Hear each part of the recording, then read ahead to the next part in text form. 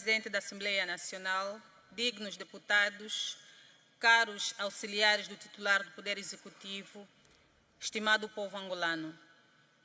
Em nome do povo angolano, estamos aqui para afirmar que o nosso país está em coma, conquanto o terceiro trimestre de 2024 só produziu vendaval no que respeita à gestão de recursos financeiros, com escândalos um atrás do outro, encerrando desvios colossais dos dinheiros públicos desde a Administração Geral Tributária, AGT, Instituto Nacional de Gestão de Bolsas de Estudo, INAB, Ministério do Ambiente, Serviços de Imigração e Estrangeiros, enfim, uma dilapidação desenfreada e impiedosa dos bens do povo angolano que deveriam servir para investimentos no setor social que tanto falta faz na vida das populações.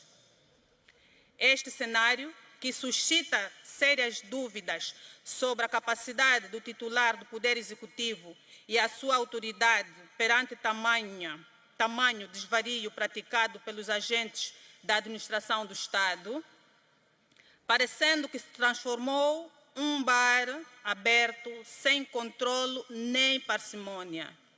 Afinal, o banquete da elite continua, mesmo às portas do Palácio Presidencial. Senhora Presidente, o período em análise foi fértil em produzir o inesperado para a vida das nossas populações, que é o ressurgimento da cólera, doença considerada tipicamente dos miseráveis, derivada pela ausência dos serviços básicos essenciais, tais como água potável, saneamento básico, higiene, sobretudo. Portanto, neste espectro, o Executivo simplesmente demitiu-se das suas funções primordiais de garantir e assegurar o bem-estar através dos serviços essenciais, de maneiras a evitar doenças vergonhosas como a cólera, que em outros países já foram erradicados há anos, mas que em Angola, lamentavelmente, aparece como brinde de ano novo. Isto está muito mal. Por quê? Por falta de vontade política ou por vingança ao povo tão generoso quanto o trabalhador? O Executivo tem noção dessa grave endemia que já se espalhou pelo país adentro?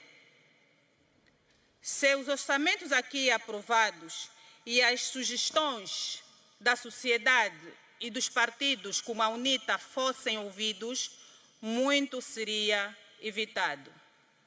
Da nossa parte, constitui uma preocupação aguda por estar em causa a vida das nossas populações. Partindo deste pressuposto, facilmente se pode concluir que o Executivo não terá realizado o Orçamento Geral do Estado referente ao terceiro trimestre do ano transato. À vista deste quadro dramático e catastrófico, a pergunta incontornável para os membros do Executivo é a seguinte: que relatório de execução queremos que seja aprovado? Aprovar em nome de quem? Como é que está a situação da cesta básica das famílias e a fome em Angola? Qual é o estado econômico e financeiro dos funcionários públicos? Senhora Presidente, Angola é o único país que anda em volta do mundo com mãos estendidas para pedir empréstimos de dinheiro, quando está a braço com escândalos financeiros em quase todos os órgãos governamentais, sem exceção. Afinal, o que é que se passa no reino desse Executivo que prometeu ser implacável com as práticas de corrupção, peculato e nepotismo? Já estamos na celeuma fase de que o feitiço virou contra o feiticeiro. Minhas senhoras e meus senhores, Angola, um país tão belo e potencialmente rico em recursos humanos, minerais, hídricos, solos aráveis, fauna e flora, ou seja, uma gama de diversidades que, com racionalidade e espírito de patriotismo, era capaz de proporcionar e realizar vida melhor, não só da geração presente, como também haveria espaço de criar reservas absolutas para a qualidade de vida das gerações vindouras, adequando a dinâmica própria aos desafios incessantes de inovação, tecnologia, energia e ambiente, porquanto a nossa querida e abençoada Angola é capaz de produzir estas valências e transformá-las em riquezas reais. Infelizmente, os governantes atuais, de tanta voracidade, não conseguem pensar para além da sua sombra e tudo fazem para saciarem apenas os seus desejos. Como se diz na minha língua, Wakao Kutula, Kalapitahala Ututu. Traduzido, a ocasião faz o ladrão. Enquanto o povo vai definhando a fome, nudez e miséria. Muito obrigada, Sra. Presidente. É com grande satisfação que hoje discutimos nesta magna Assembleia o relatório de balanço de execução do Orçamento Geral do Estado, referente ao terceiro trimestre de 2024, documento este que nos permite acompanhar a saúde financeira do país de forma detalhada, a arrecadação de receitas e a alocação de despesas do setor público de forma clara, eficiente e transparente nos setores da saúde, educação, segurança, infraestruturas e outros. Tendo em conta as metas estabelecidas no OGE aprovado, que consistiu em 3 prioridades fundamentais: fortalecer mais o rendimento das famílias, dos trabalhadores e dinamizar o seu acesso pelas pessoas, investir mais na economia e nas empresas, tornar o Orçamento Geral do Estado mais sustentável. Neste âmbito, foram realizadas várias ações ao longo do terceiro trimestre, tais como a implementação do projeto de recuperação do atraso escolar no ensino regular nas 18 províncias para o atendimento de 577.786 alunos. O aumento de 31,9% de estudantes matriculados nas instituições de ensino superior públicas, o aumento da taxa de docentes com grau de mestre em 36,98% e a atribuição de 63 bolsas de estudo a nível da licenciatura. Foram prosseguidas obras de construção de casas sociais para o realojamento das populações que vivem em zonas de risco e deslocadas, de projetos específicos de requalificação urbana, nomeadamente a construção de 376 casas sociais na província do Kwanza Sul, 1.500 habitações sociais no município de Icole e Bengo e 2.920 habitações sociais em Cabinda.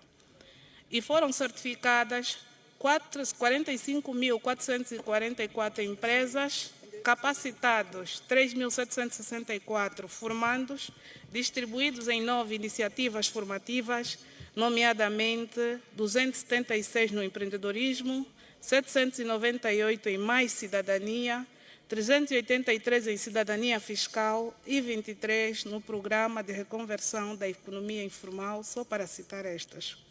Excelências, a sustentabilidade do Orçamento Geral do Estado carece de implementação de uma série de medidas estratégicas que visam a responsabilidade fiscal, a eficiência dos gastos, a promoção do desenvolvimento, a implementação de mecanismos de controlo, como limites de gastos atrelados ao Produto Interno Bruto ou da receita corrente líquida, evitando o aumento excessivo das despesas.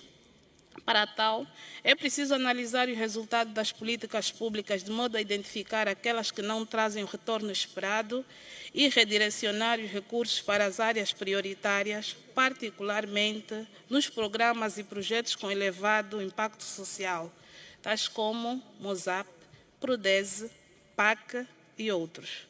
Dignos deputados e deputadas, temos a oportunidade de reavaliar os métodos utilizados no fomento dos pequenos negócios a nível nacional, como funcionam, e pensarmos no modo como elas podem ser inseridas no mercado formal, oferecendo ferramentas, inputs e isenções para o seu crescimento, especialmente formações, acompanhamento e, a posterior, serem transformados em microempresa, pois diariamente nos deparamos com as mamães ungueiras, sapateiros, carpinteiros, agricultores e jovens com sonhos de iniciar os pequenos negócios e que necessitam de apoio para a realização de um sonho por Angola e para Angola, que é de empreender. Para tal, é necessário repensarmos na política fiscal implementada no país, suas normas e leis que devem favorecer as empresas, especialmente as pequenas e médias empresas, que carecem de apoio institucional e estímulos para o seu crescimento, onde os impostos e multas devem estar dentro da realidade do mercado e não funcionar apenas como uma forma de arrecadar receitas, pois as políticas devem ser favoráveis no combate ao nepotismo, sem exclusividade, no trato com as empresas e de políticas de promoção, para que elas possam gerar mais emprego, mais riqueza e mais impostos. E não o contrário, permitindo assim a criação de inúmeros postos de trabalho, desenvolvimento de infraestruturas, combate à fome e à pobreza, assim como o desenvolvimento econômico e social do país. Gostaria de encorajar o Executivo liderado pelo presidente João Lourenço, que de forma abnegada continua a trabalhar afincadamente na materialização do PREI e se defina as políticas das micros, pequenas e médias empresas e dos pequenos negócios, permitindo o acesso ao crédito de forma simplificada, sem burocracia e ter sempre em conta as reais características e cultura dos mentores, ou seja, dos protagonistas, startups em fase de adquirirem conhecimento e experiência no mundo dos negócios.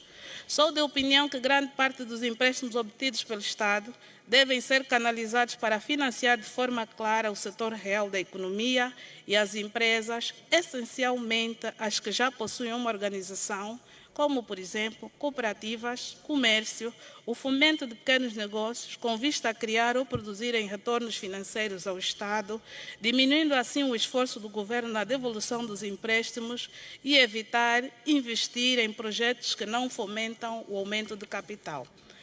É preciso que haja uma maior integração econômica das famílias no orçamento, porque a pobreza e a fome não se combatem de per si.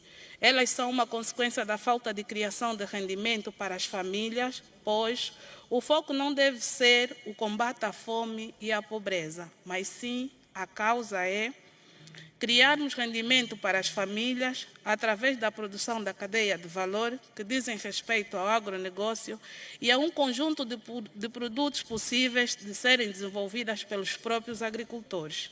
Para terminar, gostaria de frisar que neste ano em que o país comemora os 50 anos da nossa independência, os angolanos e angolanas continuem a lutar e acreditar por uma Angola cada vez melhor, pois é preciso amar a pátria e ter Angola no coração. Trechos da música de Matias Damasio, País Novo. Porque Angola precisa de todos nós. Viva a pátria, viva Angola. Muito obrigada.